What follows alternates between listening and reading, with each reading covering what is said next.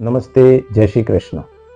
साथियों, कल की वीडियो में प्रथम दिन पंचांग कैसे देखें, जिसमें हमने पंचांग के विषय के साथ में तिथि के निर्धारण के विषय में काफ़ी कुछ विस्तृत रूप से समझाने का प्रयास किया। तिथि पूर्व के समय में बहुत महत्वपूर्ण होती थी और आज भी उसका बहुत उपयोग है। पुराने समय में जब हमारे पास तारीखें नहीं थी, उस समय तिथि के आधार पर ही सारे निर्णय किए जाते थे। चंद्रमा की स्थिति देखकर आकाश में एक आम व्यक्ति तय कर लेता था बिना कैलेंडर और पंचांग के देखे हुए कि आज यह तिथि है, और यह उसके सामान्य व्यवहार में आ चुका था। परंतु अंग्रेजों के भारत के आगमन के पश्चात सामान्य रूप से तारीखें हावी हो गई। अन्यथा आकाश में चंद्र की स्थिति को देखकर निर्धारण कर लिया जाता था बिना गणना के ही कि अमुक तिथि आज के दिन होनी चाहिए। तो तिथियों के आधार पर ही बहुत सारे हमारे त्योहार आज भी चलते हैं। बहुत सारे, क्या अधिकांश त्योहार कह सकते हैं। जैसे कि आज चतुर्थी तिथि है, तो चतुर्थी का व्रत किया जाता है, अष्टमी का व्रत किया जाता है, एकादशी तिथि के आधार पर ही होती है, प्रदोष व्रत तिथि के आधार पर होता है, पूर्णिमा अमावस्या का बहुत बड़ा महत्व है, देव दर्शन करते हैं, उस दिन तर्पण करते हैं अमावस्या को।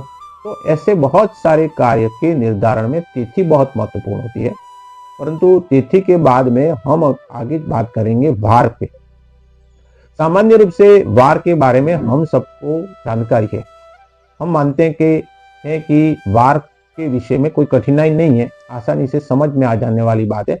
फिर भी हमको ज्योतिष सीखने में और पंचांग देखने में इतना ज्ञान होना चाहिए कि ये वार शब्द आया कैसे, वार का निर्धारण कैसे होता है, वार बने कैसे। पूरे विश्व को वार का ज्ञान, 7 वार होते हैं, वह भारत ने दिया। वार का जो क्रम है निर्धारण, उसमें अहोरात्र शब्द, जिसमें अहोरात्र का मतलब होता है दिन और रात, और अ हटा दे और अंत में त्र हटा दे, दोनों शब्दों का लोप करने पर बीच में एक शब्द बचा, होरा। और इस होरा से ही वारों का निर्धारण हुआ। यानी कि होरा का वास्तविक अर्थ होता है प्रभाव या सामर्थ्य। पृथ्वी पर सबसे ज्यादा प्रभाव सूर्य का होता है और उसके पश्चात प्रभाव होता है चंद्र का। फिर हम ग्रहों का एक निर्धारण करें तो मंगल का हम पर, चंद्रमा के बाद में फिर प्रभाव, बुध का प्रभाव है, गुरु का प्रभाव है, शुक्र का प्रभाव है, और शनि का स्तर, ग्रहों का एक का स्तर देखे तो शनि हमसे दूरी पर है, तो उसको अंत में 7वें नंबर पर क्रम पे रखा गया। परंतु उसके निर्धारण में ऐसा ही सिर्फ मानकर तय नहीं किया है, इनके स्तरों के साथ में प्रत्येक दिन की 24 होरा, 24 घंटों में अलग अलग 2.5 घटी की एक होरा चलती है। तो 2.5 घटी का मतलब होता है 1 घटी में 24 मिनट, 2 घटी में 48 मिनट, और आधी घटी यानी 12 मिनट और जोड़ दो 48 में तो 60 मिनट। 60 मिनट यानी 1 घंटा। 1 घंटे में 1 होरा चलती है, तो दिन और रात को मिलाकर 24 होरा होती है। अब ये होराओं को क्रमबद्ध जमाते जमाते अगर अपन इन होराओं का निर्धारण करते हुए आगे बढ़े, तो जिस दिन प्रथम होरा जिस ग्रह की आएगी उस पर आधार पर वार का निर्धारण होता है, और होरा को मुहूर्त के रूप में भी काम में लिया जाता है। जिस तरह से हमारे चौघड़िए को हम उपयोग में लेते हैं, ऐसे पुराने समय में होरा बहुत महत्वपूर्ण होती थी। किसी भी कार्य में आज भी होरा देखी जाती है। होरा का अपना बड़ा महत्व। होरा और चौघड़िया दोनों वार से जुड़े हुए। तो जिस प्रकार 12 दिन की होरा होती है, 12 रात्रि की होरा होती है, उन होराओं का क्रम चलता रहता है। और 7 होराएं चली, 14, 7 फिर 14 हुई, 7 फिर 21 होरा हुई, और उसके बाद में 3 होरा वापस चली और 24 होरा हुई। और जैसे ही 25वीं होरा सूर्योदय में पहली होरा आ जाएगी, वो सोमवार के दिन में चंद्र की होगी, मंगलवार के दिन में मंगल की होगी, बुधवार के दिन में बुध की होरा होगी। पहली होरा, प्रथम होरा सूर्योदय के साथ में। दूसरा साथियों, ये भी ध्यान रखना है कि जो वार हैं वो अर्धरात्रि को शुरू नहीं होते हैं। तारीखें आधी रात को शुरू होती है और वार सूर्योदय में प्रारंभ होता है। एक सूर्योदय से दूसरे सूर्योदय पर्यंत चलने वाली जो वेला है, जो काल है, उसको वार कहते हैं। उसके लिए हमारे शास्त्रों में एक श्लोक दिया है कि सूर्योदयात आरभ्य सूर्योदय पर्यंत यह कालः स वारो ज्ञेय। आर्यभट्ट ने अपने सूर्य सिद्धांत ग्रह में भी एक श्लोक के माध्यम से इन वारों के तय करने का और उसके निर्धारण के संदर्भ में समझाया। हमारे वेदों में भी वारों के संदर्भ में काफी कुछ वैदिक काल से उस संदर्भ में जानकारी मिलती है।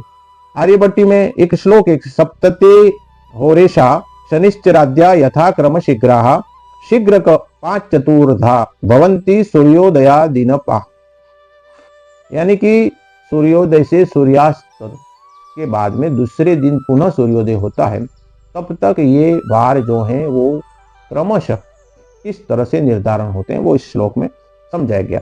अब प्रत्येक वार की अपनी संज्ञा है, वार का अपना स्वभाव भी होता है, वो ग्रहों के स्वभाव के आधार पर तय किया हुआ था। तो रविवार है वो ध्रुव या स्थिर संज्ञक है। स्थिर कार्य करने में, जैसे मकान का को बनाना हो तो रविवार को प्रारंभ करना ठीक रहता है, किसी वृक्ष को रोपण करना हो, पौधा लगाना हो, या ऐसे काम जो स्थायी रूप से लंबे समय तक करने हो और किए जाने पर स्थायी रहने वाली चीजों को ध्रुव या स्थिर संज्ञक कहते हैं, उनका कार्य रविवार को कर सकते हैं।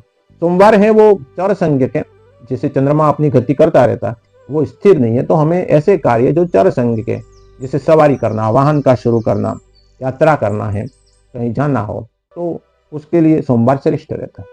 उसी प्रकार मंगलवार है वो क्रूर संज्ञक माना जाता है, यानी कि युद्ध आरंभ करना हो, शत्रु दमन करना हो, इसलिए मंगलवार को कुछ लोग शुभ कार्य नहीं करते, वो शुभ कार्यों में वर्जित होता है, क्योंकि वो क्रूर संज्ञक है और वैसे भी मंगल ग्रह का स्वभाव भी क्रूर संज्ञक है, इसलिए उस दिन उस ग्रह का विशेष प्रभाव रहता है।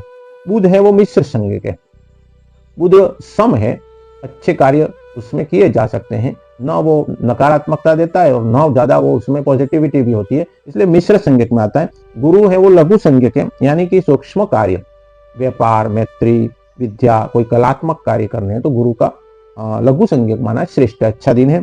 शुक्रवार है वो भी मृदु संज्ञक है, उसमें भी कलात्मक कार्य आदि किए जा सकते हैं। शनिवार है उसको दारुण या तीक्ष्ण भी कहते हैं, पशु दमन है या कोई तंत्र विद्या की शुरुआत है, विचार किया जाना है या कोई ऑपरेशन करना हो तो शनिवार को किया जा सकता है। तो इस तरह ये प्रत्येक वार का अपना अपना ग्रह के आधार पर निर्धारण करके उसके गुणों को निर्धारित किया। साथ ही वार के साथ में वार वेला, यानी कि हम जिसको चौगड़िया कहते हैं, और वार वेला में एक दिन एक समय ऐसा भी आता है जिसमें राहु काल, जिसको बहुत प्रसिद्ध है, उसको हम समझेंगे। तो हमारे दिन में 4 प्रहर, रात्रि के 4 प्रहर, कुल मिला के 8 प्रहर हुआ। एक प्रहर 8 घटी का होता है, साथियों समझने की बात है, 8 घटी का एक प्रहर हुआ, यानी कि आधा प्रहर है वो 4 घटी का हुआ। ये जो आधा प्रहर है वो एक यामार्ध कहलाता है, और यही यामार्ध जो मिलके एक यामार्ध है वो एक चौगड़िया बनाता है, यानी कि दिन के 4 प्रहर के 8 यामार्ध हुए, तो 4 घटी का एक आधा प्रहर हुआ। 4 घटी में अगर आप 24 का गुणा करेंगे, एक घटी का मतलब 24 मिनट, तो 96 मिनट बनते हैं। तो 96 मिनट का मतलब होता है 1 घंटा और 36 मिनट। तो 1 घंटा और 36 मिनट का एक यामार्ध हुआ, यानी एक चौगड़िया हुआ, यानी कि चौगड़िया 1 घंटा और 36 मिनट का होता है। हमारे जो 8 चौकड़ियां वो चर, लाभ, अमृत, काल, शुभ, रोग और उद्वेग, इन 8 का निर्धारण भी जिस तरह से हमने होरा में किया, इसी तरह इसमें भी किया जा सकता है। उसमें कुछ दिन ऐसे होते हैं जिसमें कुछ यामार्थ, यानी कुछ बेलाएं जो क्रम से आने पर राहु की बेला होती है, इसलिए राहु काल बनता है। जैसे रविवार को चौथी बेला, यानी चौथा चौगड़िया, वो राहु काल का होता है, उस दिन शुभ कार्य वर्जित होता है।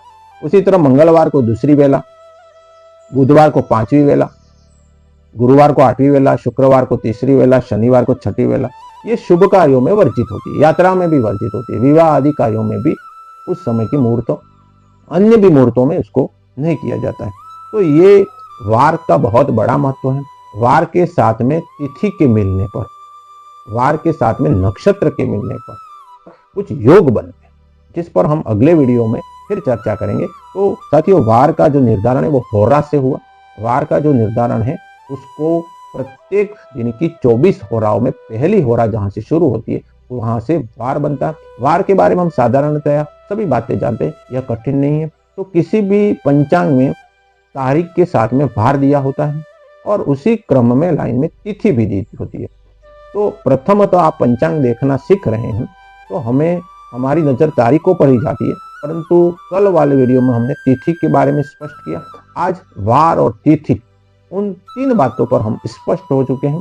तारीख हम आसानी से देख लेते हैं और हमारे दिमाग में तारीख बैठी ही रहती है, परंतु किस तारीख के सामने कौन सी तिथि है, कौन सा वार है और उन तिथि और वार से क्या योग बनता है, यह हमारे उस सारणी में दिया होता है। तो हम उस विषय पर अगले वीडियो में पूरा विस्तृत देखेंगे। तो कंटिन्यू आप 5-7 दिन मेरे साथ बने रहेंगे तो निश्चित रूप से पंचांग देखना बहुत ईजी हो जाएगा और आप आराम से किसी भी पंचांग को स्वयं के लिए देखकर अपना स्वयं का निर्धारण कर सकेंगे। धन्यवाद। जय श्री कृष्ण।